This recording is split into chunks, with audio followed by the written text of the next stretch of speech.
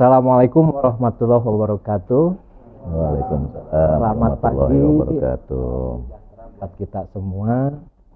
Di pagi hari yang cerah ini kita kedatangan tamu istimewa, narasumber kita. Saya ucapkan selamat Pak Direktur Perencanaan dan Pengembangan Perum Perhutani, yaitu Bapak Endung Trihartaka. Terima kasih. Pada kegiatan BUMN Holding Outlook 2024. Nah, kegiatan ini akan menampilkan bagaimana kinerja transformasi bisnis BUMN Holding sektor kehutanan. Yaitu dalam hal ini adalah Perum atau PT Perhutani, apa ya? Perum, Pak. Perum ya, Perum Perhutani. Hari ini kita akan mendengarkan langsung success story dari manajemen BUMN Holding sektor kehutanan. Nah, mengapa BUMN Holding? Itulah yang akan kita bahas pada pagi hari ini. Nah, jawabannya akan kita sama-sama dengarkan dari Direktur Perencanaan dan Pengembangan Perum Perhutani. Nah, kami persilahkan Pak Direktur untuk menyampaikan success story, kemudian bagaimana transformasi holding BUMN ini. Silakan, Pak. Baik, Pak. Pertama-tama saya ucapkan terima kasih. Perum Perhutani diundang di acara yang sangat luar biasa di Unpad. Dan hari ini kami bertemu dengan Pak Dekan dan Sivitas Akademika di Unpad. Adik-adik mahasiswa juga cukup antusias, hadir sangat banyak, kira-kira seperti itu. Barangkali sebelum saya menyampaikan bagaimana Perhutani bertransformasi mengelola holding, Pak, mungkin saya akan menyampaikan sedikit mengenai sejarah Perhutani. Kenapa Perhutani diberi kewenangan mengelola hutan di Pulau Jawa. Dan sebenarnya siapa sih pengelola hutan di Indonesia ini gitu? Karena kadang-kadang saya mendapat pertanyaan, yang mengelola hutan kok banyak? Ada Perhutani, ada Dinas Kehutanan, ada Kementerian Kehutanan, ada Balai Konservasi, ada Taman Nasional, macam-macam gitu. Nah, mungkin saya ceritakan sedikit. Jadi awal mula Perhutani ini kalau menurut catatan sejarah literatur, jadi pengelolaan hutan di Jawa ini dimulai secara korporasi gitu ya, itu sejak zaman penjajahan Hindia Belanda tahun 1879. Itu pada waktu itu Belanda mendirikan semacam jawatan kehutanan yang mengelola hutan di Pulau Jawa. Dan tahun 1930 berubah namanya menjadi Jati Bedrij gitu. Terus berkembang dinamis sampai tahun 1961. Ini pemerintah menerbitkan peraturan pemerintah mengenai perusahaan pengelola hutan di Pulau Jawa, yaitu Perhutani. Cuman waktu itu hanya mengelola di wilayah Jawa Tengah dan Jawa Timur. Nah, kemudian tahun 78 itu bergabung juga wilayah hutan di Jawa Barat dan Banten kalau sekarang ya, itu menjadi Perhutani Unit 3. Maka sejak saat itu Perum Perhutani itu mengelola hutan lindung dan hutan produksi di Pulau Jawa. Nah, barangkali perlu juga saya sampaikan, jadi Perhutani ini BUMN, dan sampai tahun 2014 ini BUMN yang mengelola kehutanan di Indonesia ini ada 6, Pak. Ada 6, Pak Dekan.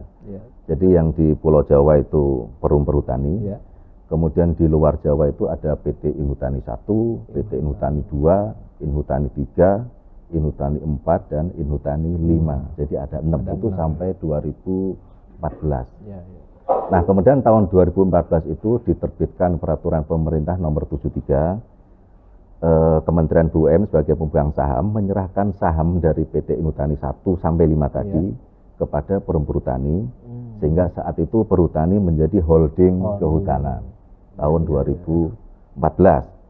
Dan sejak saat itu Perhutani menjadi holding, punya subholding atau punya anak perusahaan itu ada 8, Pak. Karena di samping 5 itu Perhutani sendiri punya anak perusahaan 3 di Pulau Jawa ini, yaitu Perhutani Anugerah Kimia, ini yang mengelola industri bahan-bahan kimia derivat dari getah pinus. Nah, kemudian Perhutani Alam Wisata, anak perusahaan yang mengelola wisata pada waktu itu di Tangkuban Perahu, kemudian di Batu Raden dan Sopan Rondo. Kemudian yang satu lagi ini Bakti Usaha Menanam Hijau Lestari, BUMN HL. Jadi anaknya ada 3, jadi 8 gitu. Nah, nanti akan saya sampaikan bagaimana transformasi perhutani dengan subholdingnya ada 8 anak perusahaan. Nah, sebelum ke sana saya sampaikan dulu tadi bahwa perhutani mengelola hutan ini ada 2 regulasi yang kami ikuti. Yang pertama adalah regulasi dari Kementerian Lingkungan Hidup dan Kehutanan ini mengenai kawasan hutannya. Dan yang kedua, karena kami perusahaan, maka kami mengikuti regulasi dari korporasi dari Kementerian BUMN. Jadi kira-kira bapak ibunya ada 2 lah, kira-kira begitu. Nah, untuk kehutanan, dari sisi kehutanan, ini perhutani mengelola hutan lindung dan hutan produksi di Pulau Jawa. Mungkin langsung ke slide ini ya, saya coba. Nah, ini. Jadi saat ini perhutani mengelola hutan lindung dan hutan produksi di Pulau Jawa itu kurang lebih 2,4 juta hektar. Jadi cukup luas, Pak Dekan. 2,4 juta hektar itu yang di Pulau Jawa. Pulau Jawa saja ya. Ya, kalau yang di luar Jawa yang Indotani 1 sampai 5 tadi kurang lebih 1,2 juta hektar. Jadi totalnya 3,6 juta hektar. Cukup luas. Namun kalau dibandingkan dengan total kawasan hutan yang ada di Indonesia yang kurang lebih 125 juta hektar, masih jauh ya, Pak ya. Maka persentasenya itu ya kalau yang di Jawa berarti 1,9%. 1,9%. Kalau plus yang di luar Jawa itu menjadi 2,9%. Nah, kira-kira seperti itu. Jadi kami hanya mengelola hutan lindung dan hutan produksi Pulau Jawa. Kalau yang hutan konservasi, ini supaya adik-adik mahasiswa dan kita semua juga paham, untuk hutan konservasi ini dikelola sendiri oleh Kementerian Lingkungan Hidup dan Kehutanan. Maka ada Taman Nasional, kalau di Jawa Barat barangkali ada Taman Nasional Ujung Kulon, terus kemudian Taman Nasional Halimun Salak, terus Taman Nasional Gunung Ciremai dan sebagainya. Kira-kira seperti itu. Dan kami BUMN yang perhutani ini. Jadi itu Pak, persentase keluasannya. Nah, kemudian karena kami BUMN, portofolio bisnis kami yang pokok itu perhutani itu menghasilkan produk kayu. Nomor 1 kayu. Itu mungkin kontribusinya plus industrinya sekitar 45% lah. Nah, kemudian yang kedua, produk yang terbanyak di perhutani adalah produk getah pinus. Getah pinus ini berbeda dengan getah karet. Kalau karet kan disadap dari kulitnya, kalau getah pinus getahnya keluar dari melukai batangnya atau kayunya gitu. Nah, kemudian yang ketiga ini kita punya produksi minyak kayu putih. Kemudian yang paling menarik saat ini perhutani juga mengelola ekoturisme atau mengelola wisata. Nah, ini kira-kira kontribusi terbesar yang dikelola oleh perhutani. Nah, kemudian tadi saya sampaikan sejak 2014 kami menjadi holding. Nah, dalam perkembangannya Pak, dari 8 anak perusahaan ini kan kita selalu melakukan evaluasi, monitoring, memantau kinerjanya. Kami pandang bahwa 8 anak perusahaan ini belum optimal benar kinerjanya Pak. Dan sejalan dengan kebijakan atau roadmap dari Kementerian BUMN, maka perlu dilakukan aksi korporasi untuk dilakukan restrukturisasi perusahaan. Nah, kemudian tahun 2022 kemarin, ini 8 anak perusahaan ini kami restrukturisasi. Dari 8 kita rampingkan hanya menjadi 3, Pak. Nah, ini salah satu transformasi yang kami lakukan gitu ya. Transformasinya itu ya. Transformasinya salah satunya itu. Jadi Indotani 1 sampai 5 tadi, karena kami pandang kinerjanya belum optimal, Pak. Maka kami merger. Indotani 1, 2, 3 ini kami merger. Menjadi Indotani 1 saja. Ya, untuk lebih meningkatkan kinerjanya. Dan Indotani 4, Indotani 5 dan anak perusahaan kami yang sudah ada sebelumnya yaitu Perhutani Anugerah Kimia. Ini kita gabung jadi 1 menjadi Indotani 5. Nah, kemudian satu lagi Perhutani Alam Wisata yang khusus didedikasikan untuk mengelola wisata. Dulu hanya mengelola 2 lokasi wisata saja di Batu Raden dan Sopan Rondo di Malang. powering, kami berikan delegasi untuk mengelola wisata yang lebih banyak, gitu. Nah, kemudian satu lagi yang anak perusahaan yang BUMN Bakti Usaha Menanam tadi kami likuidasi. Nah, sehingga existing per 22 Agustus per 1 Agustus tahun 2022 ini holding kami hanya punya 3 anak perusahaan saja. Kira-kira gitu, Pak. Ini salah satu aksi korporasi yang menjadi bagian dari transformasi perhutani. Dan setelah kita evaluasi selama 1 tahun, dengan adanya transformasi ini kinerjanya meningkat sangat-sangat signifikan gitu. Yang semula mungkin revenue-nya tidak terlalu besar, ini bisa naik 2 kali lipatnya, Pak. Dan semuanya sehat, alhamdulillah sampai sekarang. Sehingga existing hari ini itu perhutani punya 3 anak perusahaan dan mengelola kurang lebih 3,6 juta hektar kawasan hutan baik di Jawa ataupun di luar Jawa. Dan apakah ini akan tetap? Tidak, nanti akan ada perubahan lagi, Pak. Namanya regulasi kan berjalan ini. Ya, betul. Nah, kemarin sudah terbit UJK, terbit PP 23. Nah, kemungkinan mungkin tahun depan akan dimulainya karena ini masih transisi. Kemungkinan keluasan lahan perhutani yang dikelola yang semula 2,4 ini menjadi hanya 1,3 juta hektar, karena yang 1,1 nanti akan dikelola langsung oleh Kementerian Kehutanan. Salah satunya adalah untuk perhutanan sosial. Nah, di situ, Pak. 1,4 ya. Ya, 1,3 perhutani, Pak. Yang 1,1 yang nanti akan dikelola oleh kementerian, yang terbesar nanti adalah untuk perhutanan sosial gitu. Nah, ini kira-kira transformasi yang terjadi di perhutani sampai dengan saat ini. Nah, itu barangkali untuk pengantar, Pak Dekan. Nah, menarik sekali ya bahwa perhutani ini bertransformasi menjadi lebih ramping, menjadi lebih gesit, dan hasilnya menjadi lebih baik gitu ya.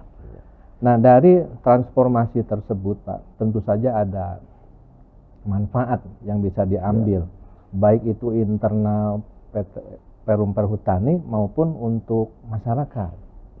Nah, yang kita tanyakan adalah bagaimana sih signifikansi dan manfaat adanya transformasi perhutani ini untuk masyarakat Indonesia. Baik, Pak Dikan. Jadi manfaat untuk perhutani, masyarakat, bahkan untuk Indonesia kira-kira seperti itu ya. Nah, ini kami sampaikan bahwa di perhutani ini khususnya yang di Pulau Jawa ini kita bagi regionalnya gitu, pengelolanya menjadi 3 regional, Pak. Jawa Tengah, kemudian Jawa Timur, Jawa Barat, dan Banten gitu. Nah, di hutan ini jenis-jenis tanamannya macam-macam, Pak. Ada jati, damar, pinus, kayu putih, dan lain-lain. Ada sengon juga. Nah, di kawasan hutan ini ada mata air di dalamnya. Kita identifikasi ada 2.424 mata air. Yang tentunya mata air ini akan bermanfaat juga untuk masyarakat. Nah, kemudian ada satwa, flora, fauna yang dilindungi juga ada di dalamnya. Nah, kemudian dalam proses bisnisnya, ini perhutani selalu melibatkan masyarakat. Nah, di sekitar kawasan hutan itu ada kurang lebih 5.400 desa, ada 5.300 lembaga masyarakat desa hutan yang berinteraksi dan bekerja sama dengan perhutani. Kemudian ada 925.000 tenaga kerja yang bekerja di perhutani, kira-kira seperti itu. Nah, dari situ ada serapan tenaga kerja dan masyarakat memperoleh pendapatan dari situ. Nah, kira-kira kalau spendingnya atau share keuangan yang kita sampaikan kepada masyarakat itu sekitar 1,5 triliun, Pak. Per tahun ya? Per tahun. Besar sekali ya? Ya, cukup lumayan mungkin bagi masyarakat. Nah, kemudian bagi perhutani sendiri dengan transformasi yang kita lakukan ini akan terlihat sebenarnya dari kinerja keuangan. Dari kinerja keuangan perhutani ini selama 10 tahun terakhir ini diaudit oleh kantor akuntan publik yang sangat kredibel. Ada PwC dan EY gitu. Dan ini revenue maupun net profitnya ini alhamdulillah selalu naik, Pak. Selalu naik. Ada growth-nya gitu, mungkin 10-15%. Besar ya? Cukup besar juga. dan alhamdulillah selalu naik. Ya, ya. Dan kemarin Perhutani juga mampu memberikan dividen kepada negara juga. Barangkali besar, Perum tapi bisa memberikan dividen. Jadi bisa menyumbangkan buat kepada ini APBN ya. APBN juga, meskipun mungkin tidak terlalu besar Pak. Tahun kemarin kita hanya menyumbang sekitar 100 M saja gitu. Tapi bagi Perum Tani itu sudah cukup besar, cukup signifikan Mas untuk memberikan. Intinya bahwa perusahaan kami sehat dan kami bisa memberikan sumbangan kepada negara. Nah ini kira-kira yang bisa kita sampaikan kontribusi untuk perhutani, untuk masyarakat dan untuk negara, kira-kira begitu. Ya, artinya dimanapun kita berada ya, untuk lapangan pekerjaan, untuk aktivitas, ternyata tidak hanya di kota, di pinggir-pinggir hutan yang dekat perhutani itu luar biasa kesempatan untuk beraktivitas, untuk melakukan usaha. Nah kemudian Perum Perhutani ini kan ditunjuk menjadi holding BUMN ya Pak ya, untuk sektor kehutanan yang mengelola sumber daya hutan dan menerapkan prinsip-prinsip kelestarian dan good corporate governance. Nah ini dengan fokus bisnisnya di kayu, kemudian herbal, ada juga non kayu, ada agroforestry, ekowisata dan biomas ya tadi disampaikan. Nah keunggulan-keunggulan kompetitif apa yang ditawarkan dari produk tersebut dibandingkan dengan produk sejenis yang dilakukan oleh private sector gitu Pak. Ini keunggulannya apa bedanya gitu ya? Baik Pak. Perhutani saya sampaikan tadi mengelola kawasan hutan tidak terlalu banyak Pak ya. Kalau dihitung persentasenya dari total kawasan hutan hanya 1,9% saja. Cuman produk utama perhutani ini agak spesifik dan itu menjadi keunggulan komparatif. Nah gitu tadi saya sampaikan. Kira-kira begini gambarannya. Produk kayu nasional ini rata-rata 1 tahun 55 juta meter kubik kayu Pak. 55 juta meter kubik ya? Kayu. Kalau perhutani sendiri itu 1 tahun rata-rata memproduksi kayu hanya 900.000 meter kubik. Kurang dari 20% ya? Hanya 1,6% Pak. Ya. 1,6%. Iya, jadi 900.000 dibagi 55 juta. Ini kecil sekali. 1,6%. Cuman produksi kayu perhutani ini yang terbesar adalah kayu jati. Gitu. Jadi produksi kami yang terbesar adalah kayu jati. Rata-rata kami menebang itu setahun itu 900.000. Separuhnya adalah kayu jati 450.000. 450.000-nya itu kayu rimba macam-macam Pak. Ada pinus, ada damar, ada mahoni, ada akasia, ada sengon dan lain-lain. Nah kayu jati ini kan agak spesifik. Tidak semua hutan yang ada di Indonesia itu ada kayu jatinya. Dan kayu jati hanya ada di perhutani kalau di kawasan hutan gitu. Di luar Jawa tidak ada. Nah inilah salah satu keunggulan komparatif produk log perhutani. Nah cuman memang kalau kayu jati ini umurnya panjang Pak. Lama ya. Lama. Dulu kita kenal kalau kayu jati di perhutani itu bisa dipanen itu umur 80 tahun. Jadi kebayang gitu. Kita nanam sekarang yang manen cucu kita gitu. Anak cucu ya. Anak cucu gitu 80 tahun gitu. Nah, itulah salah satu keunggulan komparatifnya dan kayu jati termasuk kayu yang mahal, fancy wood gitu. Kayu mewah juga gitu. Harganya cukup mahal, Pak. Sehingga menjadi keunggulan komparatif kita. Itu yang pertama produk kayu jati. Jadi kita dominan di situ, Pak. Nah, kemudian yang kedua, keunggulan komparatif kedua adalah produksi yang terbesar kita adalah getah pinus. Getah pinus. Betul, getah pinus. Di perhutani ini ada kelas perusahaan pinus, itu ada 900.000 hektar. Tapi yang diproduksi kira-kira 200 ribuan hektar. Ini diambil getah pinusnya. Jadi getah pinus ini disadap, kemudian nanti dikumpulin, diolah di pabrik, Pak. Perhutani punya kurang lebih 9 pabrik pengolahan getah pinus. Nanti akan menghasilkan produk gamrosin dan terpentin. Nah, produk gamrosin dan terpentin ini nanti diolah derivatnya lagi.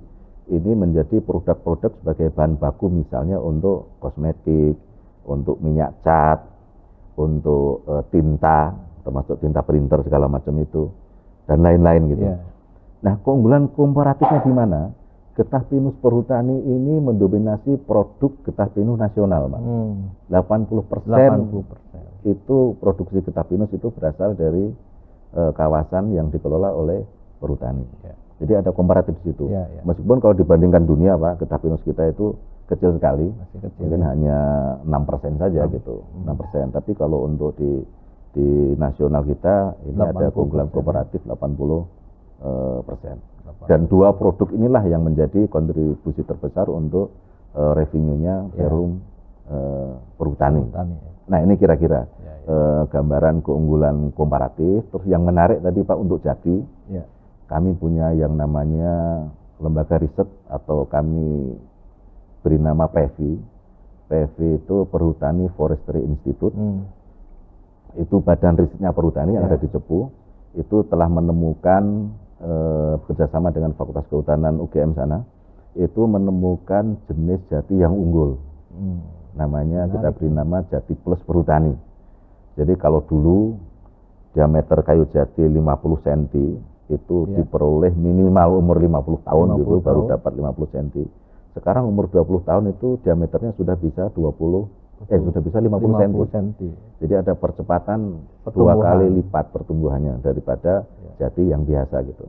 Dan ini yang kita kembangkan saat ini sudah cukup banyak, tapi memang umurnya saat ini baru 20 tahun karena baru kami mulai tahun 2022.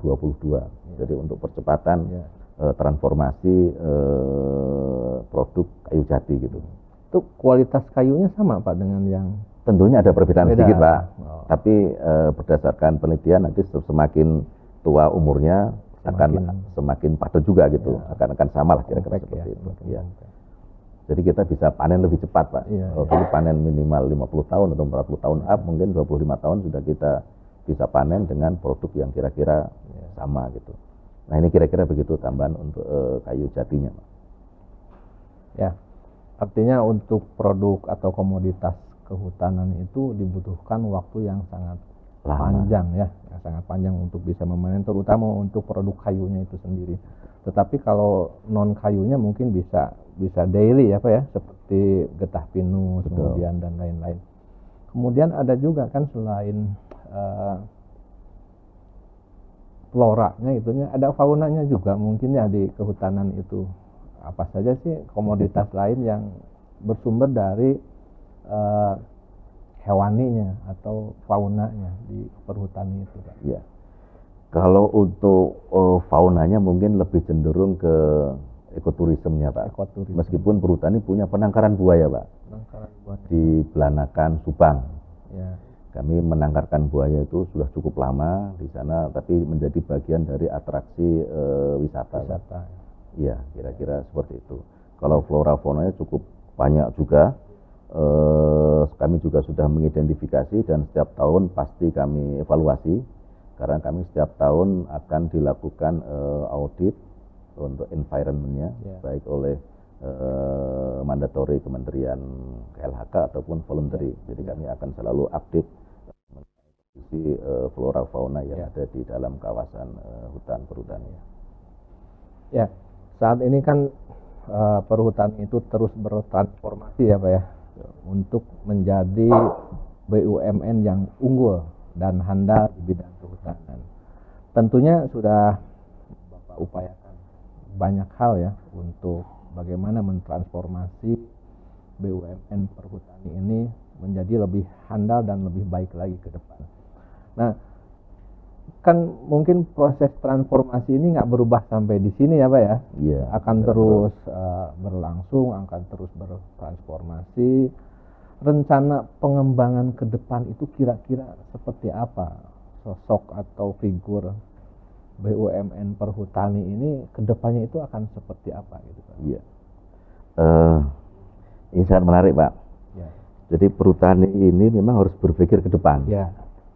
Kalau kemarin-kemarin kan produk kita itu didominasi kayu, kemudian getah ya, hampir 90%. Nah ke depan perhutani harus bertransformasi untuk melihat produknya kayak apa gitu. Nah kemudian ada isu-isu strategis ke depan yang sudah kami cermati kira-kira seperti itu. Dan ini nanti menjadi bagian roadmap-nya perhutani jika kami harus menyiapkan rencana jangka panjangnya gitu.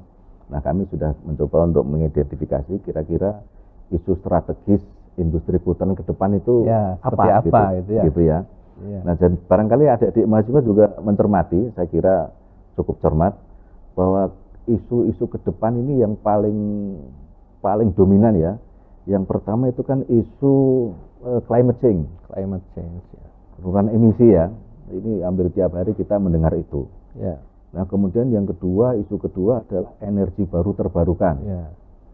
Kalau selama ini kan kita menggunakan bahan bakar fosil gitu ya.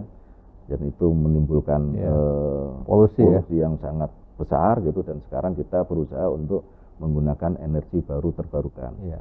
Nanti isu yang ketiga masalah food, masalah pangan. Ya. Masalah pangan.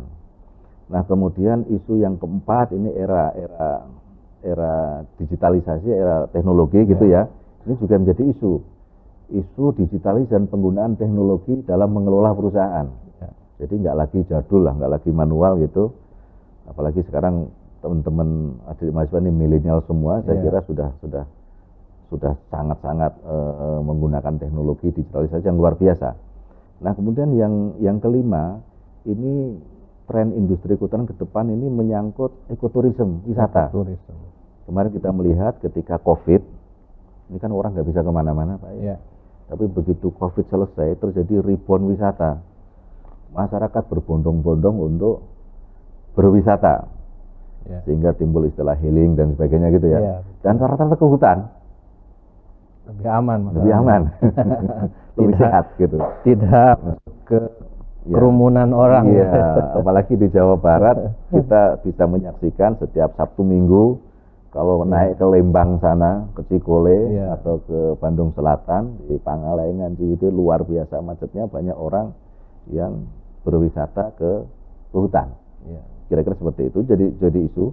Dan yang keenam mungkin isu regulasi dan isu lingkungan yang mengenai sertifikasi, Pak. Jadi seluruh industri hutan ini produknya ini wajib produk-produk yang sustain, yang lestari, yang memperhatikan lingkungan.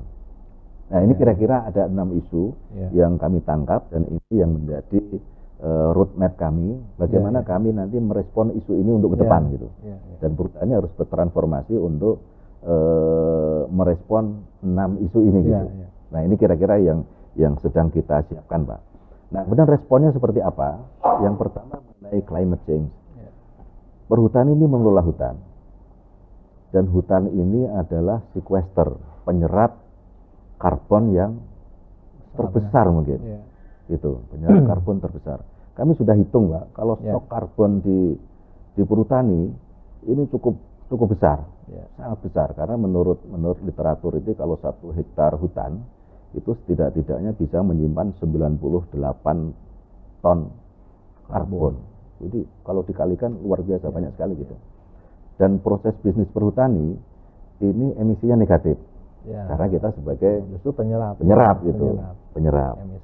Nah, ini menjadi salah satu nilai plus perhutani untuk memanfaatkan penyerapan karbon ini yang nanti akan kita coba monetisasi gitu, sehingga menjadi pendapatan baru. Nah, syukur-syukur nanti perhutani tidak perlu menebang pohon lagi, tapi bisa mendapatkan revenue dari mengelola karbon ini, atau karbon trading yang kita kenal sekarang ya, perdagangan karbon gitu. Dan kami sedang memulai, Pak, ini. Jadi perhutani sekarang sedang melakukan penjajakan, kami kerjasama dengan Pertamina Power Indonesia untuk melakukan, kemarin sudah melakukan kajian visibility study di anak perusahaan kami yang di Inhutani. Kami hitung potensi karbon yang ada di konsensi yang dikelola Inhutani ini dari 810.000 hektar. Ini coba kami hitung semua. Dan ternyata cadangan karbonnya cukup banyak untuk nanti bisa diperdagangkan gitu.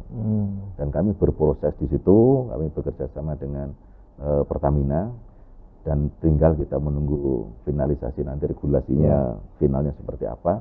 Dan inilah salah satu respon kami untuk bertransformasi ke depan. Itu nanti kami mungkin akan berbisnis di bidang karbon juga. Dan ini bagian dari salah satu inovasi model bisnis perhutani yang baru gitu, yang sebelumnya belum ada. Nah, kemudian yang kedua, yang green energy, ini pun kami merespon dengan cepat, kira-kira seperti itu. Bahkan sebelum isu ini berkembang cukup cukup dahsyat gitu seperti itu. Kami sejak tahun 2013 Pak Deka dan adik-adik mahasiswa, ini Perhutani bekerja sama dengan Korea Selatan. Kami membangun yang namanya hutan tanaman energi di Semarang. Kami membangun hutan jenisnya itu jenis Glirisidia atau gamal. Ya, kami menanam 2000 hektar jenis gamal dan ternyata hasilnya cukup bagus.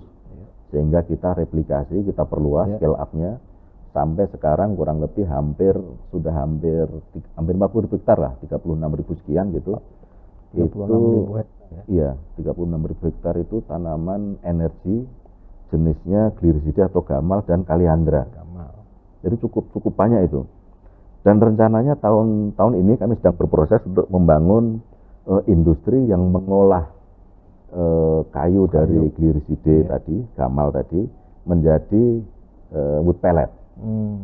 Nah, wood pellet ini sebagai pengganti batu bara. Jadi green energy. Dan kami pun sudah bekerja sama dengan PLN, Pak Dekan. Kami membangun 2 pabrik, yang satu di Rembang, Mantingan, memproduksi kayu dari bahan gamal tadi untuk dikirim ke PLTU Rembang, PLN, co-firingnya batu bara, gitu. Nah, kemudian yang kedua kami juga membangun pabrik yang sama di Sukabumi di Pelabuhan Ratu, ini untuk co-firing PLTU Pelabuhan Ratu. Dan kemudian yang di Semarang, karena memang tadi hutannya cukup luas, kami juga membangun pabrik untuk memproduksi wood pellet. Nah, kemungkinan ini mungkin untuk ekspor, Pak. Jadi kira-kira seperti itu. Jadi kita ada beberapa variasi produk gitu. Ada serbuk, ada wood pellet. Dan mudah-mudahan tahun depan semuanya sudah bisa beroperasi. Mungkin kapasitasnya belum terlalu banyak. Kalau serbuk tadi kira-kira 2 pabrik itu mungkin maksimal bisa menghasilkan 50.000 ton per tahun. Kalau yang wood pelletnya sekitar 60.000 ton. Tidak-tidaknya ini bisa membantu mengurangi penggunaan batu bara sehingga green energy ini bisa kita bisa berkontribusi di sana. Ini respon kedua terkait green energy. Nah, kemudian yang ketiga ini mengenai isu pangan. Nah, Perhutani ini dari dulu memang sebenarnya sudah di samping menanam tanaman jati pinus dan lain-lain, itu di dalamnya ada multi usaha juga sebenarnya. Nah, ini multi usaha, Pak. Karena di bawah tegakan jati, di bawah tegakan pinus, itu juga ditanam tanaman-tanaman lain, tanaman tumbuhan bawah gitu.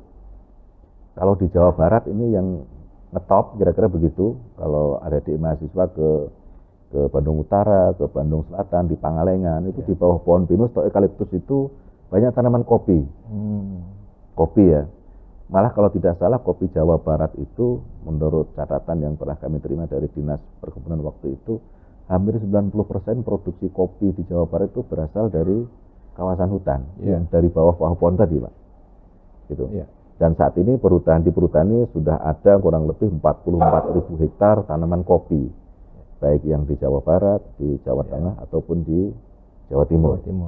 Nah, di samping kopi tentunya di bawah tegakan bisa tanami tanaman tumpang sari, bisa nanam jagung, bisa nanam kedelai, atau palawija, atau bisa nanam kayu putih, atau nanam tanaman-tanaman yang lain. Waktu itu sedang tren-trennya porang. Tanaman porang di Jawa Timur juga banyaknya juga di bawah tegakan jati, gitu. Waktu itu ya, porang cukup rame gitu, cukup viral gitu. Ya macam-macam lah.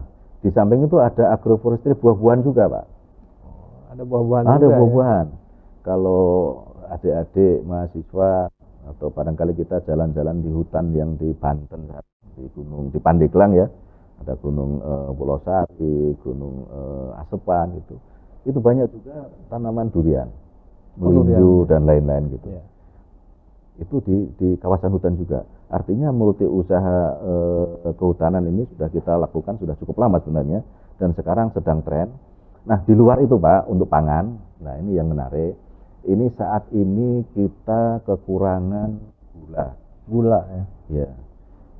Kita kekurangan gula, dan setiap tahun Indonesia ini mengimpor gula cukup banyak sekali, mungkin 5 juta ton kali kira-kira, Pak.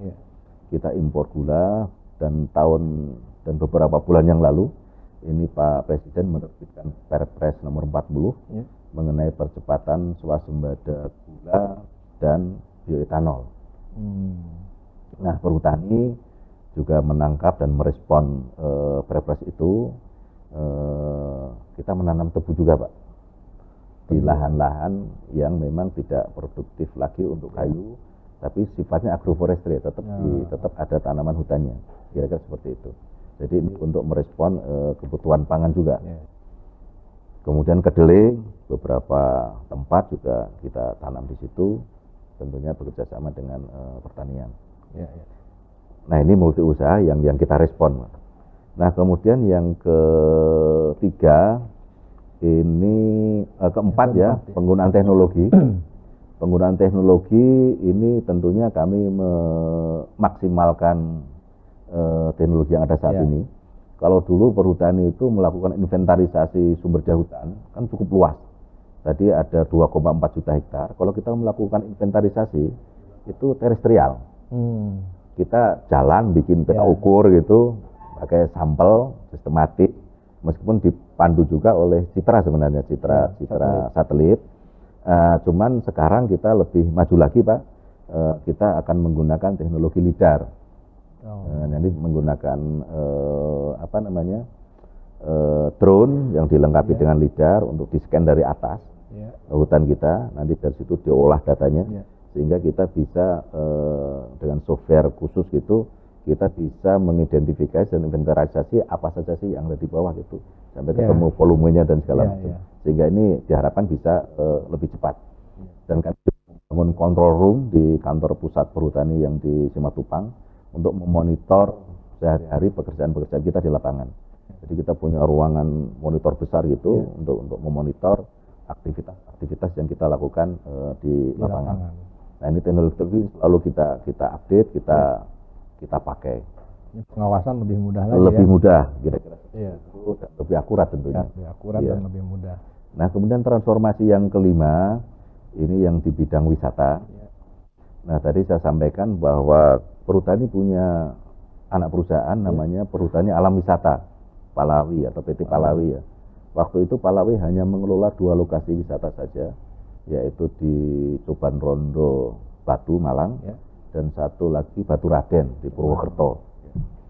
Nah, kami lakukan transformasi tadi, ada empowering, dan saat ini mungkin perlu saya sampaikan, Pak Ikan, mahasiswa, perhutani ini mengelola wisata jumlahnya cukup banyak. Saat ini tercatat ada kurang lebih 905 lokasi wisata. 905 lokasi ya? Iya, baik di Jawa Barat, Jawa Timur, Jawa Tengah. Jadi kalau ada di mahasiswa ke Kawah Putih misalnya, di mana Kawah Putih? Di Bandung Selatan ya, Rancaupas, Pangalengan ya? Pangalengan, kemudian kalau ke atas itu di Cikole, Lembang, itu lokasi wisata yang dikelola oleh Perum Perhutani. Yang sekarang didelegasikan kepada anak perusahaan untuk dikelola. Dan dari 900 itu perlahan-lahan kita delegasikan kepada PT Palawi yang saat ini mungkin sekitar 44 lokasi yang sudah kita limpahkan untuk dikelola oleh PT Palawi. Dan karena Palawi ini fokus untuk mengelola wisata, tentunya lebih profesional daripada Perum Perhutani yang mengelola banyak sekali kegiatan gitu. Dan kinerja sangat signifikan. Standar-standar yang memang seharusnya ada ini dilakukan oleh PT Palawi. Jadi standar SNI, CHSE semuanya dilakukan, dan ada perbaikan-perbaikan lokasi wisata dan sebagainya, sehingga transformasi ini nampaknya berjalan dengan cukup bagus. Nah, kemudian yang terakhir ini yang kami lakukan mengenai isu-isu sertifikasi, ini perhutani dalam mengelola hutan ini kita mendapatkan sertifikasi ada 2, Pak. Yang pertama adalah sertifikasi mandatori oleh Kementerian Lingkungan Hidup dan Kehutanan, namanya Sertifikat Pengelolaan Hutan Produksi Lestari atau PHPL. Dengan sertifikat itu memastikan bahwa perhutani ini mengelola hutan dengan penuh tanggung jawab. Ada kelestarian di situ, masyarakat tidak dirugikan dan sebagainya. Dan seluruh lokasi yang kami kelola ada 57 KPH, ini seluruhnya sudah bersertifikat PHPL. Nah, kemudian yang kedua, ini sertifikat yang voluntary internasional. Kami mendapatkan sertifikat FSC, gitu, pusatnya di Jerman. Ini dari 57 KPH yang kami kelola, itu 57-nya semuanya sudah mendapatkan sertifikat FSC. 11 adalah sertifikat FSC FM, Forest Management, ini sertifikat paling tinggi, Pak. Kemudian yang sisanya 46 itu sertifikat control wood dari FSC juga. Artinya dari sisi sertifikasi, seluruh lokasi yang dikelola oleh perhutani ini sudah mendapatkan sertifikat dan dikelola secara bertanggung jawab dan memperhatikan kelestarian. Nah, isu-isu ini sudah kami siapkan untuk meresponnya dan sudah kita tidak lanjuti. Nah, kira-kira itu gambaran yang bisa kami sampaikan, Pak Dekan. Ya, banyak sekali ya. Ternyata ke depan wujud dari perhutani itu akan lebih menarik lagi ya, Pak Direktur. Silakan diminum dulu, Pak Direktur. Ya, terima kasih, Pak. Kita break sebentar.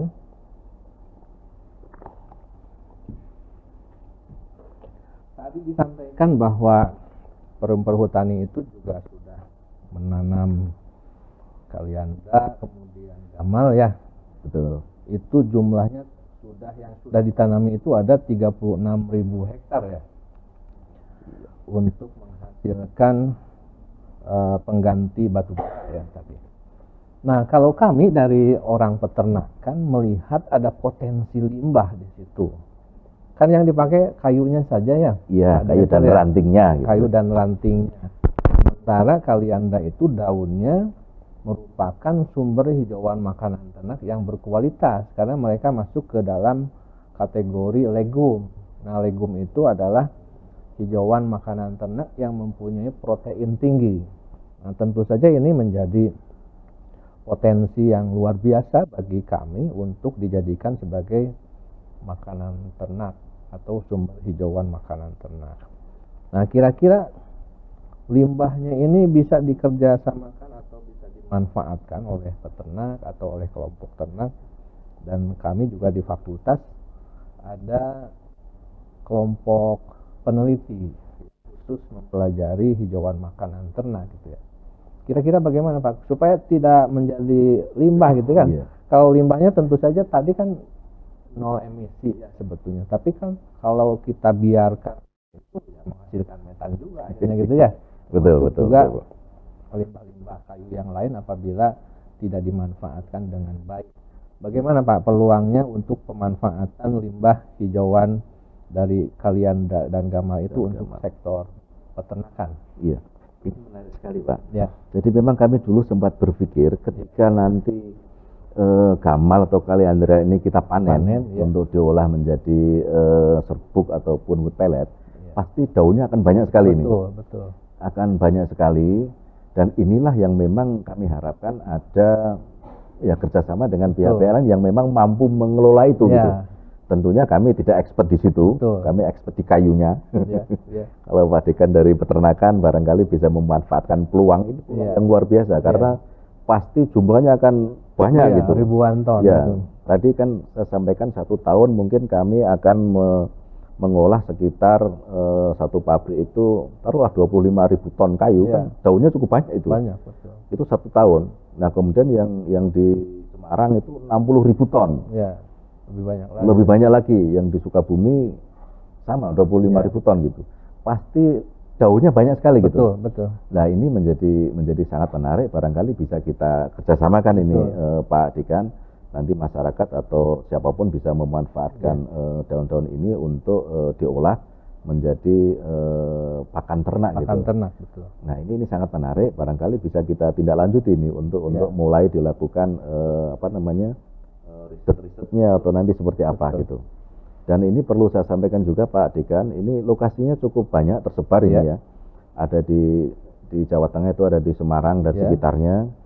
Kemudian di Jatirogo dan sekitarnya. Kalau yang di Jawa Barat ini ada di Indramayu, Sumedang, Purwakarta, dan Sukabumi. Ya, dekat dari kampus ini. Dekat dari kampus Unpad. Nah, barangkali ini bisa ditengok ke sana kira-kira. Dia ambil sampelnya untuk dilakukan riset dulu. Dan bisa juga nanti kerjasama dengan pusat riset kami Pak Adi kan. Ya, ya. Karena Perhutani juga punya, tadi saya sampaikan namanya PEVI ya, Perhutani Forestry Institute Ya. yang berkantor di Cepu. Ya. Dan memang tugasnya sehari-hari melakukan riset gitu, termasuk riset ini, dan biasa bekerja sama dengan pihak-pihak lain, perguruan tinggi dan sebagainya, untuk melakukan riset-riset yang seperti ini gitu. Dan di sana pun kami punya mini pelletizer gitu, untuk membuat pellet. Jadi kita punya ya alat kecil lah gitu, untuk skala lab gitu.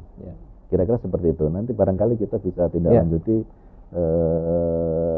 kemungkinan kerjasama ini Pak Dekan. Ini sangat menarik. Ya, di satu sisi itu jadi limbah bagi perhutani ya, tapi di sisi lain justru ini adalah komoditas buat kami itu sebagai sumber hijauan makanan ternak. Nah, kemudian di multi usaha juga tadi gula ya. Jangan di hutan itu banyak pohon aren gitu ya. Ada juga. Ya, tapi mungkin harus melibatkan masyarakat lebih banyak lagi, karena memang sampai saat ini pemanfaatan aren untuk gula itu masih dikerjakan secara tradisional. Kira-kira dari penanaman tebu, bagaimana pemanfaatan hutan-hutan yang pohon-pohon yang ada di hutan ini untuk pangan? Tadi selain dari memang menanam tebu, kemudian pohon arennya itu bisa juga dimanfaatkan mungkin Pak? Betul Pak, secara sporadis aren tumbuh cukup banyak juga di hutan yang dikelola perhutani, terutama di hutan lindung atau di tepi-tepi air. Biasanya kan aren di dekat air terjun, di dekat-dekat air gitu. Itu aren cukup banyak juga, dan ini dimanfaatkan juga oleh masyarakat untuk produksi gula merah gitu ya. Gula merah ya. Hanya memang perhutani belum mengelola secara secara corporate gitu, secara khusus. Jadi, dan di kami memang belum ada kelas perusahaan aren Pak, memang ini belum ada. Masih dikelola perorangan oleh masyarakat. Masih perorangan dan tumbuh secara alami gitu di hutan-hutan kami, dan kami memang belum melakukan skala besar gitu untuk menanam aren. Tapi secara existing di lapangan sudah cukup banyak juga dimanfaatkan oleh masyarakat ya.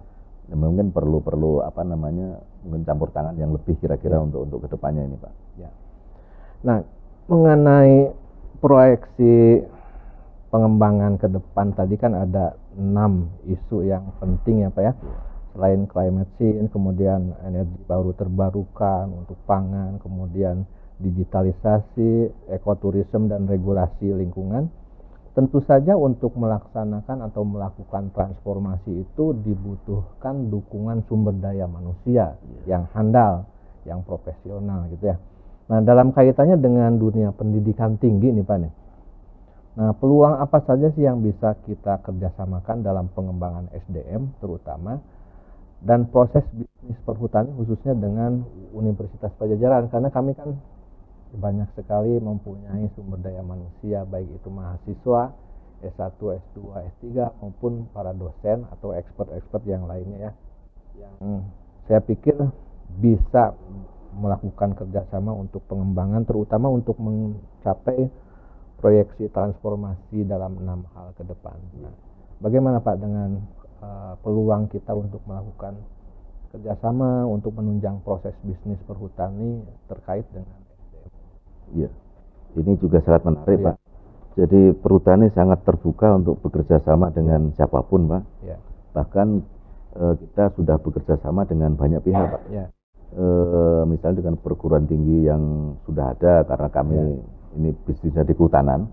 Biasanya perguruan tinggi paling dekat yang ada kehutanannya Pak.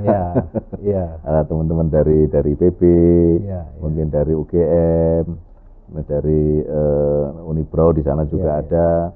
Nah, mungkin dengan Unpad ini bisa kita laksanakan. Saya kira cukup banyak hal-hal yang bisa kita kerjasamakan gitu. Meskipun di Unpad nggak ada kehutanannya Pak ya. Nah, misalnya tadi untuk peternakan bisa kita kolaborasikan dalam bentuk silvopastur misalnya. Tadi contohnya untuk pakan dari tanaman gliriside gitu. Bahkan di beberapa perguruan tinggi kehutanan mereka mengajukan namanya KHDTK, kawasan hutan dengan KHDTK, kawasan hutan dengan tujuan khusus. Misalnya dengan IPB kita ada Gunung Palat, kemudian dari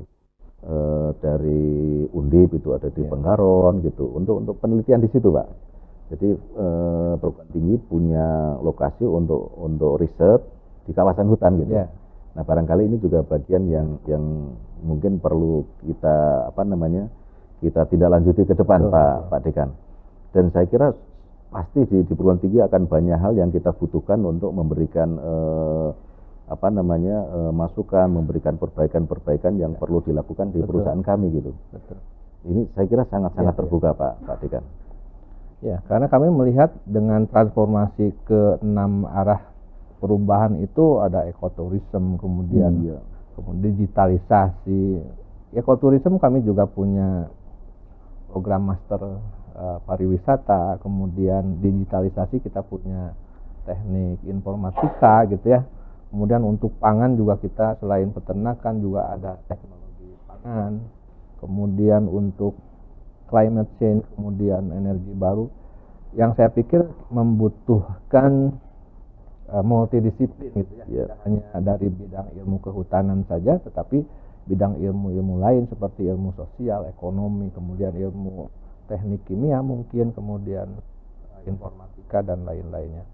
Nah, alhamdulillah karena kami merupakan universitas ya, jadi di kami itu ada 17 fakultas yang mempunyai prodi yang sangat beragam, sehingga kami juga bisa menghasilkan SDM dengan berbagai macam keahlian gitu ya, yang kira-kira kalau dilihat di arah pengembangan kehutanan ini sangat luar biasa, membutuhkan tenaga-tenaga profesional dari multidisiplin keilmuan gitu ya Pak ya.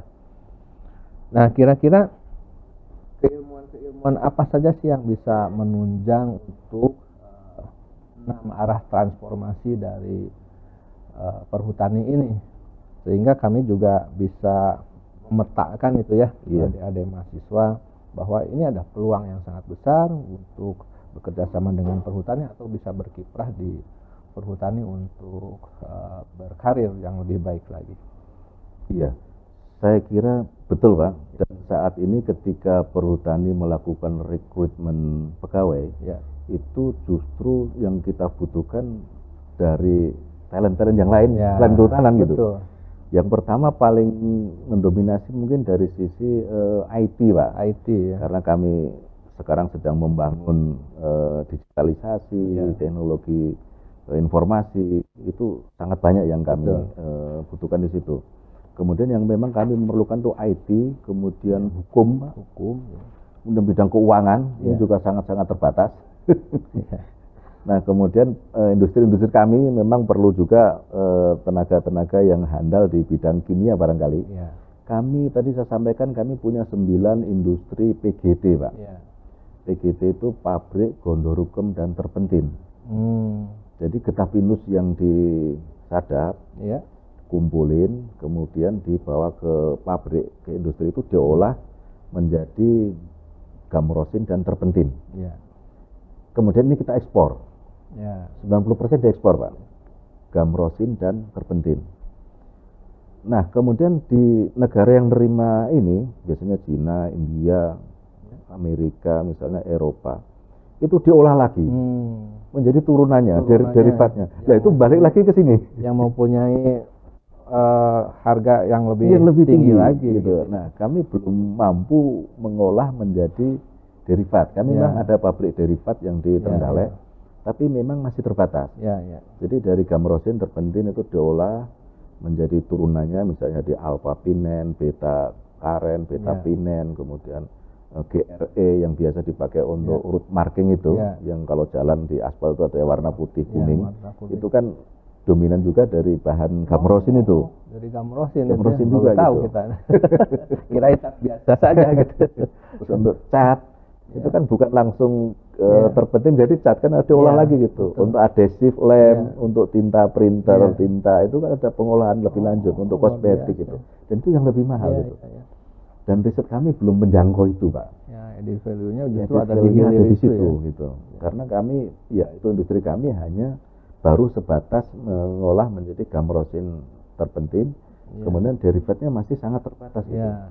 Nah ini teknologi ini yang kami belum mampu gitu. Bagaimana mengolah menjadi derivat yang turunan yang lebih banyak lagi gitu, sehingga tidak perlu diekspor dalam bentuk gamrosin terpentin tadi gitu. Nah barangkali yang seperti ini mungkin ke depan akan kami lakukan juga gitu, dan itu pasti butuh talent-talent yang mumpuni di bidang itu gitu. Nah terus misalnya ada satu lagi nih, minyak kayu putih Pak. Minyak kayu putih produksi perhutani memang dominan, tapi itu pun belum ada pengolahan menjadi derivatnya. Kami juga belum tahu itu yang khusus. Jadi kita menjual minyak kayu putih saja gitu, yang mungkin beredar di masih crude gitu Pak, masih crude. Nah ini yang masih kurang dari tenaga atau talent yang ahli di bidang mungkin kimia Pak ya. Kimia. Ya untuk riset seperti itu gitu. Kita masih kekurangan yang itu. Jadi mindset kita sekarang sudah mulai berubah gitu ya. Yang namanya perhutani itu tidak hanya melulu menghasilkan kayu dan turunannya, tetapi ada juga produk-produk spesifik yang lain yang mempunyai nilai ekonomis justru lebih tinggi lagi dan membutuhkan talenta atau bidang ilmu khusus untuk pengolahan lebih lanjut lagi. Artinya bagi kita semua masih berbagai bidang ilmu, baik itu IT, hukum, ekonomi, kimia, kemudian bidang ilmu yang lain, berkesempatan untuk sama-sama mengembangkan Perum Perhutani ini ke depan. Menjadi sebuah perusahaan yang multi komoditas mungkin ke depan itu ya Pak. Nah kemudian ada lagi mengenai ini Pak, peluang Unpad nih. Kita kan setiap tahun menghasilkan lulusan dari berbagai bidang ilmu, ada 17 fakultas, prodi gitu ya. Tentu saja mereka sendiri ingin mempunyai lapangan pekerjaan maupun usaha gitu ya. Bagaimana peluang untuk keterserapan lulusan Unpad di Perum Perhutani, terutama untuk bagi yang berlatar belakang bukan saja dari kehutanan gitu Pak. Yang tadi saya sampaikan, Unpad punya fakultas hukum, punya fakultas ekonomi, ada MIPA gitu ya, yang di dalamnya ada informatika, ada kimia misalkan, atau bidang kesehatan itu, bidang eksakta dan humaniora lainnya. Seperti apa Pak? Lah ini Pak, tadi malam saya sempat mencoba untuk melihat talent yang di perhutani Pak ya. Saya lihat yang S1 up di perhutani itu ada, saya coba lihat Pak ya, dari Unpad, dari UGM, IPB, kemudian UI dan perguruan tinggi yang lain. Memang kecil Pak dari Unpad. Dari Unpad masih kecil. Jadi pertanyaan saya, apakah alumni Unpad ini tidak tertarik untuk ke perhutani gitu? Saya lihat kita itu hadirkan Bapak di sini untuk memberikan pandangan lain bahwa perhutani itu bisa menerima orang-orang di bidang luar kehutanan. Betul. Saya lihat prosentasenya tadi malam itu nggak sampai 2% Pak. Nggak sampai 2%. Itu yang agak banyak itu justru dari Unwim paling banyak. Dari Unwim. Ya. Kemudian dari UGM sekitar 7 atau 8%, dari IPB 7%, Unpad itu 2%. 2%. Nah, yang dominan di Unpad di perhutani itu satu dari keuangan Pak, saya lihat. Keuangan. Kemudian ada dari pertanian Pak ya. Dari hukum ada juga gitu. Yang lain belum ada Pak. Gitu. Makanya apakah ini ada di maju Unpad ini nggak tertarik di Perum Perhutani sehingga ngelamar di tempat lain gitu. Karena sedikit sekali komposisi yang ada ya. Yang ada Pak, yang saya lihat gitu. Nah ini perlu, apakah ya mungkin karena nggak ada kutannya sehingga informasi perhutani kurang sampai gitu, atau memang teman-teman dari alumni Unpad ini lebih melihat prospek di tempat yang lain gitu, bisa jadi loh Pak. Bisa saja pilihan gitu kan. Tapi memang tidak banyak saya lihat gitu, tidak banyak. Nah ini barangkali ya ke depan, karena kami setiap tahun kan ada rekrutmen Pak untuk talent baru. Kemarin sudah kita lakukan juga dan biasanya tidak langsung ke perhutani Pak, tapi digabung seluruh BUMN gitu. Digabung di seluruh BUMN, nanti seleksinya jadi satu gitu. Terpusat di Kementerian BUMN gitu. Menarik sekali bahasan pagi hari ini ya. Ternyata wajah perhutani ini semakin jelas bagi kita. Tidak hanya dari segi hutan saja, tetapi ada juga komoditas-komoditas lain yang sangat menarik. Silakan Pak, diminum lagi Pak.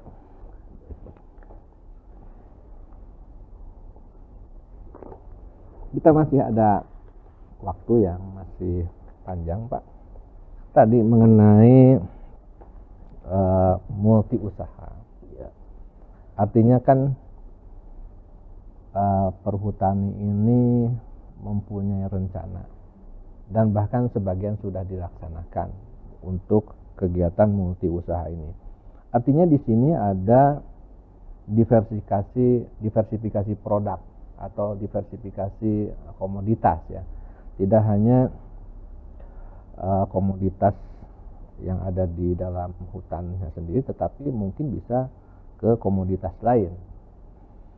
Nah, terkait dengan ini dikaitkan dengan peternakan nih Pak. Peternakan ini kan terutama untuk ternak ruminansia seperti sapi, kerbau, domba, kambing itu berbasis lahan. Pengembangan usahanya berbasis lahan. Sementara kita ketahui bahwa petani yang ada sekarang itu rata-rata kepemilikan lahannya itu hanya 0,2 hektar. Sedikit sekali, 0,2 hektar. Itu pun lebih banyak lagi yang bahkan tidak mempunyai lahan. Artinya bagi para peternak itu sulit untuk melaksanakan budidaya ternak tanpa adanya dukungan lahan gitu ya. Nah, kita lihat perhutani itu menguasai lahan yang begitu luas gitu ya. Tadi untuk di Jawa saja sekitar 3,6 juta hektar ya. 2,4 Pak. 2,4 yang 1,2-nya akan dijadikan hutan sosial ya, seperti itu. Nah, untuk hutan sosial ini kan kita bisa dimanfaatkan oleh masyarakat secara langsung ya. Mungkin skemanya, saya teringat waktu pembicaraan kami di KSP waktu itu dengan Pak Teten Mas Duki membicarakan hutan sosial ini kaitannya dengan kebutuhan peternak domba dan kambing waktu itu HPDKI untuk bisa memanfaatkan lahan yang ada untuk budidaya ternak domba khususnya dan kambing. Nah, dengan skema penggunaan lahan hutan sosial ini memungkinkan kalau kita dari bidang peternakan untuk memanfaatkan hutan sosial ini, tentu saja kita juga butuh off-taker mungkin ya, butuh off-taker yang bisa menjamin keberlangsungan usaha. Bisa nggak gitu kira-kira PT Perum Perhutani ini menjadi off-taker bagi pemanfaatan hutan sosial untuk komoditas ternak khususnya domba dan kambing atau sapi itu Pak. Ya. Begini Pak, ya, jadi memang betul bahwa perhutani tadi saya sampaikan mengelola kawasan hutan itu 2,4 Pak ya, 2,4 juta. Kemudian oleh pemerintah kemarin ada regulasi baru di SK 287 itu 1,1 juta hektar itu akan dikelola kembali langsung oleh pemerintah, dalam hal ini Kementerian Lingkungan Hidup dan Kehutanan. Dan dari 1,1 itu memang yang dominan itu untuk perhutanan sosial. Meskipun ada kepentingan yang lain, ada penggunaan, ada perlindungan, ada jasa lingkungan, tapi yang paling dominan adalah untuk perhutanan sosial gitu. Nah, di lokasi-lokasi yang 1,1 tadi itu masyarakat bisa mengajukan permohonan perhutanan sosial kepada Menteri Kehutanan gitu. Kepada Menteri Kehutanan ya, bisa perorangan atau dalam bentuk kelompok gitu, yang nanti skemanya adalah skema perhutanan sosial. Kalau yang di area yang dikelola oleh perhutani, yang nanti 1,3 sisanya itu juga bisa. Itu nanti skemanya skema kemitraan kehutanan perhutani, gitu. Ya, mekanismenya hampir sama. nanti masyarakat bisa memanfaatkan lahan yang ada di situ, baik untuk bertanam tanaman pangan, termasuk juga dalam skema silvopastura untuk perpaduan antara kehutanan dan peternakan gitu. Itu bisa dilakukan itu, Pak. Nah, kemudian menyangkut bagaimana perhutani nanti menjadi off-taker. Nah, perhutani itu kan BUMN, dan biasanya BUMN itu tidak sendirian, Pak. Betul. Biasanya kami bersinergi dengan BUMN yang lain. Mungkin kalau urusan pangan, mungkin ada Bulog, ada ID Food, ada PTPN, ada lain-lain lah gitu. Berdikari. Ya, berdikari. Terus untuk permodalan ada Bank Himbara gitu. Biasanya itu bersinergi membentuk, kalau sekarang yang sedang berjalan itu namanya PMO, Pak. PMO Makmur, jadi Project Management Office Makmur. Ini mengembangkan atau mendevelop untuk tanaman-tanaman pangan, padi, jagung, tebu, termasuk kopi. Itu juga berjalan di situ. Memang peternakan kemarin belum masuk di situ sepertinya gitu. Nah, ini menjadi usulan baru. Nanti ketika kami bersama dengan tim PMO mungkin akan kami sampaikan ini, karena kalau perhutani sendiri tidak begitu expert untuk ternak-ternak ini, Pak. Nah, mungkin berdikari yang bagian dari Edifood yang memang expert urusan peternakan kan bergabung juga di situ. Nanti akan coba kami komunikasikan sinergi di PMO ini untuk menampung, salah satunya adalah kemungkinan untuk menjadi off-taker terhadap komoditas ternak gitu. Mungkin itu, Pak, kira-kira, karena BUMN ini pasti bersatu bersinergi untuk mensejahterakan masyarakat, karena itu memang salah satu prioritas Kementerian BUMN yang nomor satu. Itu adalah manfaat ekonomi untuk masyarakat Indonesia, itu nomor satu itu, nomor satu itu, gitu. Maka Pak Menteri membentuk tadi ada PMO itu untuk meningkatkan peran BUMN dalam rangka mensejahterakan masyarakat gitu. Karena memang, Pak, kesulitan bagi peternakan itu karena terutama untuk ternak-ternak ruminansia harus berbasis lahan. Kalau kita lakukan budidaya peternakan intensif untuk komoditas domba, kambing itu, kecuali untuk ternak perah gitu ya, untuk peternak daging itu kelihatannya memang kita sangat membutuhkan keberadaan lahan ini. Dan lahan yang dibutuhkan juga cukup luas gitu ya. Sementara tadi saya sampaikan bahwa petani itu nggak punya lahan. Sampai ada istilah peternakan di awang-awang gitu ya. Artinya ternaknya ada, ingin berternak tapi nggak punya lahan. Yang punya lahan Bapak nih, perhutani. Nah, saya akan sangat optimis jika kerjasama antara perhutani ini dengan bidang subsektor peternakan ya, untuk bisa melakukan diversifikasi komoditas, dalam hal ini komoditas ternak yang mempunyai nilai ekonomis yang sangat tinggi. Nah, sampai saat ini kita masih tergantung import untuk komoditas-komoditas peternakan tertentu, terutama untuk sapi ya. Untuk sapi kita masih import, daging sapi beku juga kita import, susu itu masih 20% import. Dan itu semua adalah dihasilkan dari ternak-ternak ruminansia yang sangat membutuhkan lahan, karena pakan pokoknya itu berupa hijauan, rumput, legum, yang tidak mau tidak mau harus ditanam di tanah, di lahan gitu. Artinya menjadi mutlak keberadaan. Saya sangat bahagia nih dengan adanya informasi dari Pak Direktur bahwa ada skema hutan sosial ya untuk kehutanan atau kemitraan kehutanan. Jadi kalau lahan untuk pakan saya kira sangat terbuka Pak untuk kerjasama. Tadi saya sampaikan di bawah tegakan hutan itu biasanya masih dimungkinkan untuk nanam tanaman-tanaman yang untuk pakan gitu. Misalnya di Jawa Tengah itu di Kali Gesing itu di bawah pohon pinus itu kaliandronya luar biasa itu, sehingga untuk pakan ternak kambingnya itu ya mengambil dari situ. Kalau di Jawa Barat sendiri juga ada ya di Lembang, koperasi susu ya di Bandung Utara itu juga menanam rumput-rumput di lahan perhutani juga. SBU bekerja sama juga.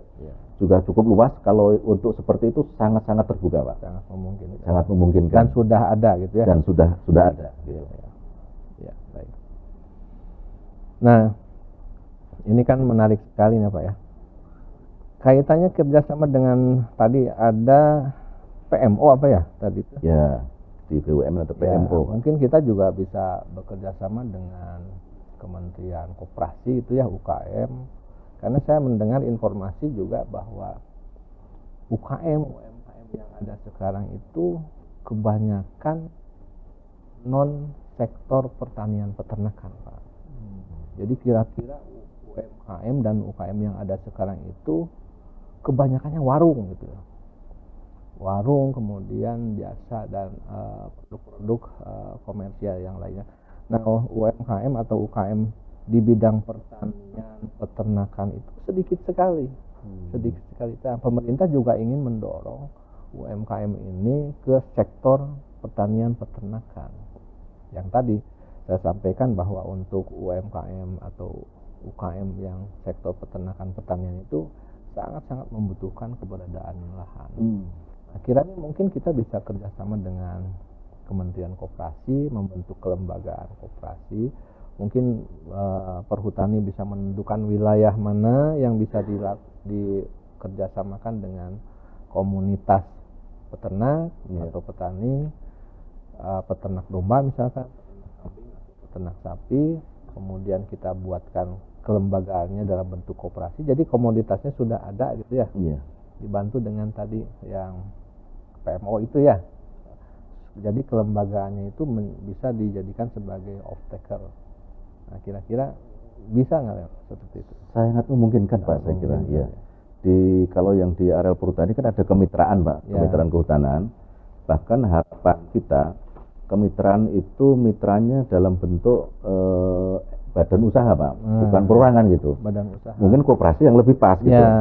Nah, kemarin kan kita minta kalau yang di perhutani itu yang LMDH itu itu bertransformasilah menjadi koperasi misalnya. Badan usaha ya. Badan usaha. Jadi tidak perorangan individu masyarakat atau lembaga masyarakat. Saya kira kurang sejajar gitu. Betul. Tapi kalau bertransformasi, dan memang harapan kami ini bertransformasi menjadi badan usaha koperasi misalnya. Kemudian, nah pasti kalau bertransformasi koperasi kan pasti dari Kementerian Koperasi bisa mensupport di situ Pak. Nanti kerjasama dengan perhutani untuk membangun bersama-sama mengembangkan peternakan dalam bentuk silvo pastura di areal yang kita kelola bersama gitu. Itu sangat memungkinkan Pak. Baik, jadi artinya kita sendiri kalau mau bekerja sama jangan perorangan datangnya, tapi buat dulu komunitasnya, badan usahanya, bentuk koperasi gitu. Yang lebih cocok mungkin koperasi ya. Di situ ada anggota koperasi yang melakukan aktivitas perekonomian dengan komoditas yang sama mungkin ya, relatif sama. Menarik sekali Bapak dan Ibu hadirin semua pembicaraan pada hari ini. Mungkin ada hal lain yang ingin disampaikan selain dari yang sudah dipaparkan tadi Pak? Barangkali begini Pak, tentunya saya sangat berterima kasih hari ini bisa bersilaturahim ke Unpad. Mungkin untuk pertama kalinya saya Pak kesini, kalau tidak diundang Bapak mungkin hari ini tidak bertemu. Silaturahmi hari ini yang luar biasa dan tentunya saya mendapatkan insight yang luar biasa hari ini. Dan banyak peluang-peluang yang barangkali bisa kita tindak lanjuti dalam bentuk kerjasama ke depan. Tadi yang paling menarik barangkali salah satunya adalah rencana untuk pemanfaatan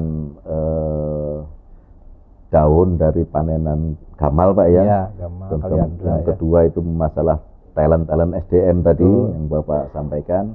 Yang memang saya juga sempat bertanya kenapa tidak banyak juga yang teman-teman dari Unpad gitu.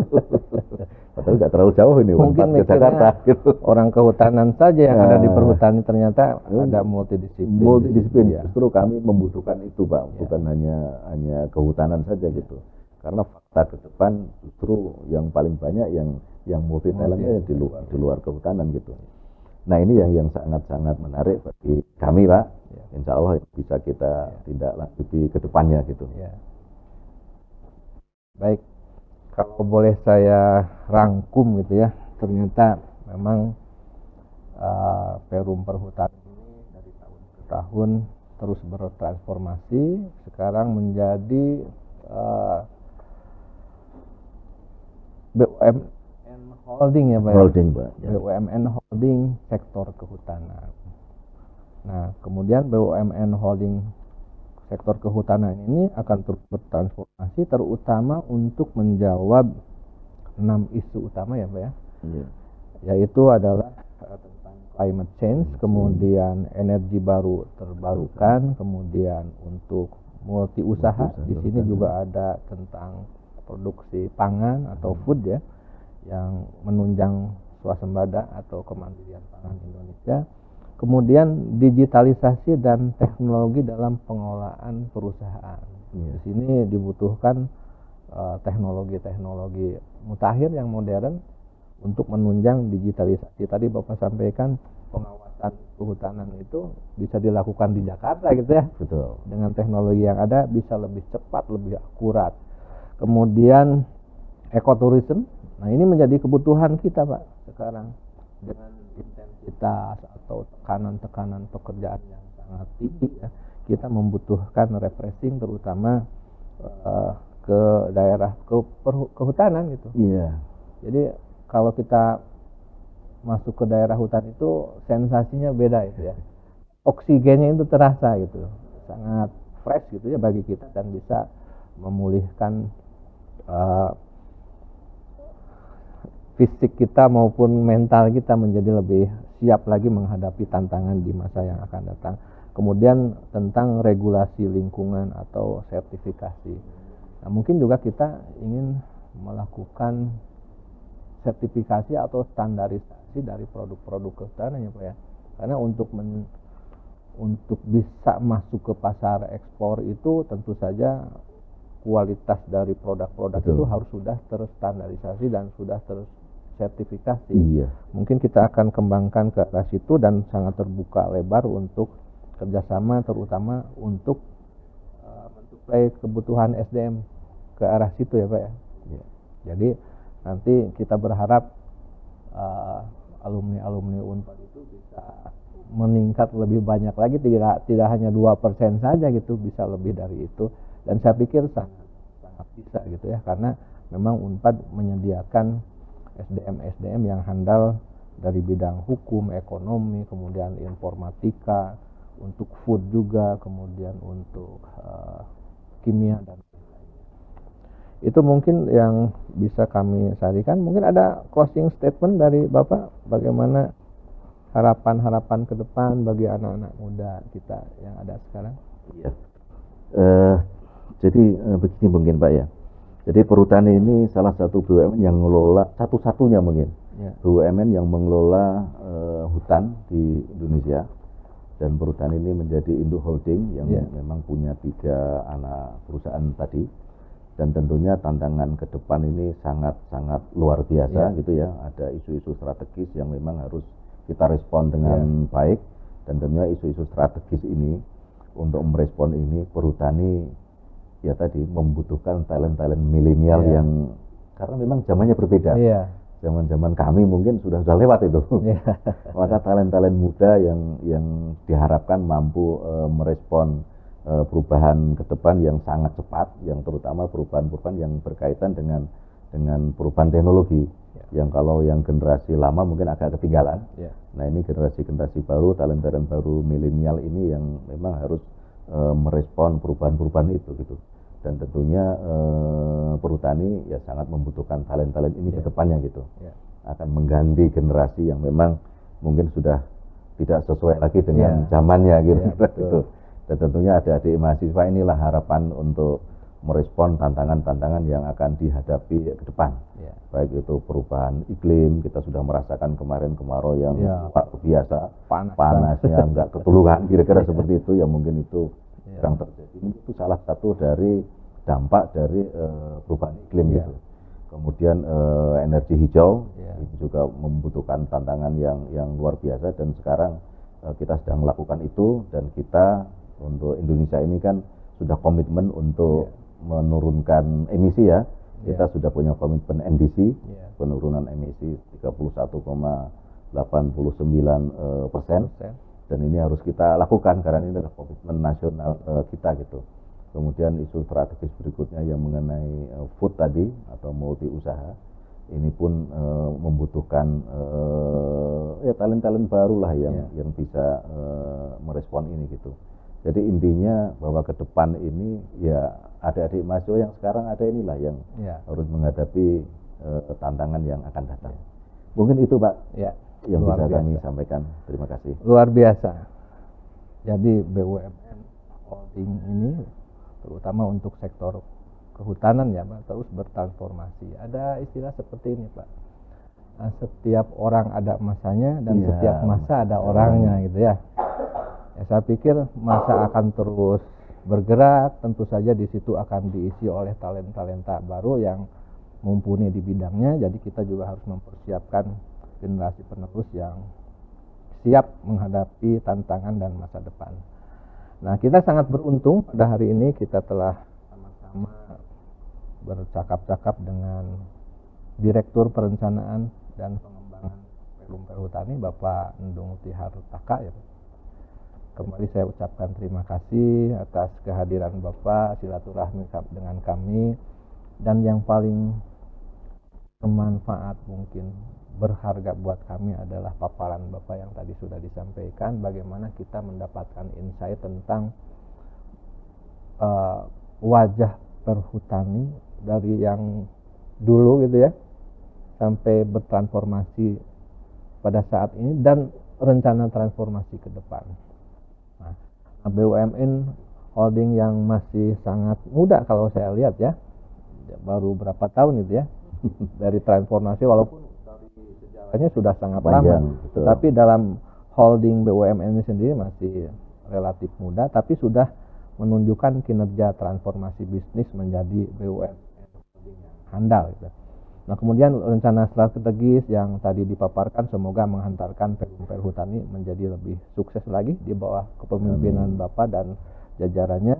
Kemudian semoga kerjasama Perhutani dengan Universitas Pajajaran berkelanjutan Pak, dalam menghantarkan Perum Perhutani menjadi pemain global dan mencetak SDM yang unggul. Demikian perbincangan pada pagi ini, mudah-mudahan banyak manfaatnya. Salam sehat dan bahagia. Wassalamualaikum warahmatullahi wabarakatuh. Waalaikumsalam.